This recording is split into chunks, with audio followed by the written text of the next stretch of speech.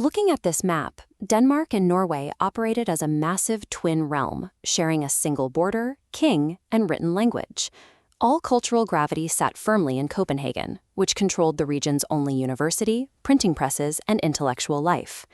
The German philosopher Johann Gottfried Herder claimed that language was the starting point for all human thought. To Herder, a shared tongue dictated the specific traditions, values, and identity that made a people distinct. This theory carried a rigid geopolitical implication.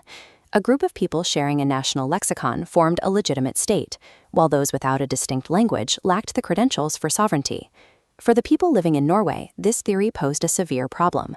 The Norwegian educated class articulated their entire world using Danish words, making them functionally a subculture of Denmark rather than a separate people. As the Norwegian elite began desiring their own political identity, Herder's philosophy acted as a massive existential threat.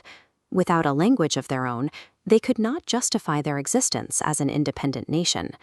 The linguistic reality on the ground was completely split. The Norwegian merchants, officials, and scholars spoke, wrote, and thought almost entirely in standard Danish. Actual Norwegian existed mainly as a fragmented collection of rural dialects. To the educated class, these local variations were either remnants of a dead medieval tongue or unrefined peasant speech, completely unfit for literature or law. The gap between the classes was so wide that when the famous Danish linguist Rasmus Rask traveled through the Norwegian countryside, a local farmer refused to speak with him, genuinely believing Rask was speaking Swedish. This left early 19th century Norway trapped in a paradox. The elite were pushing for political autonomy, yet their entire cultural voice, their books, their news, and their academic debates, was owned and manufactured in Copenhagen. In 1807, the Napoleonic Wars spilled into the North Sea. A British naval blockade effectively cut off the waters between Denmark and Norway, physically splitting the twin realms apart. This blockade severed the intellectual supply line.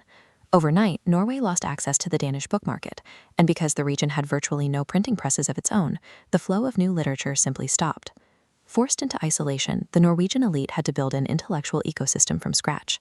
They founded the Norwegian Society for Development to artificially kickstart their own domestic culture. Their immediate solution was to launch local academic journals.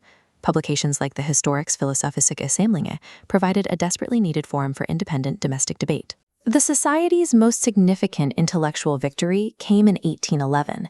They published a prize-winning essay by Nicolai Wergeland, arguing for a separate Norwegian university. His writing rallied enough support to will an actual campus into existence in Oslo.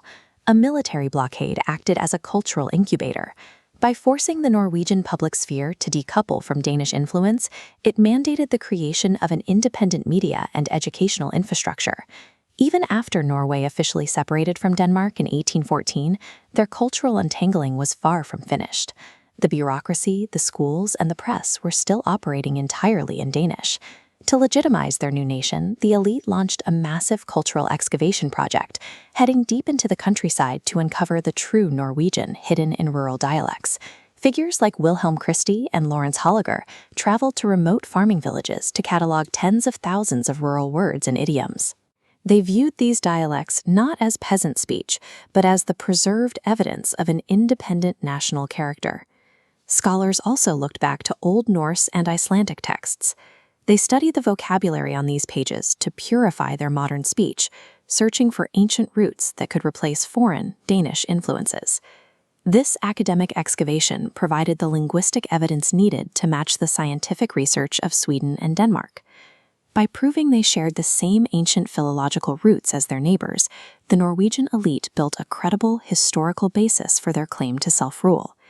In just a few decades, Norway transitioned from a silent province reliant on Copenhagen's printing presses to a people actively engineering their own national dictionary.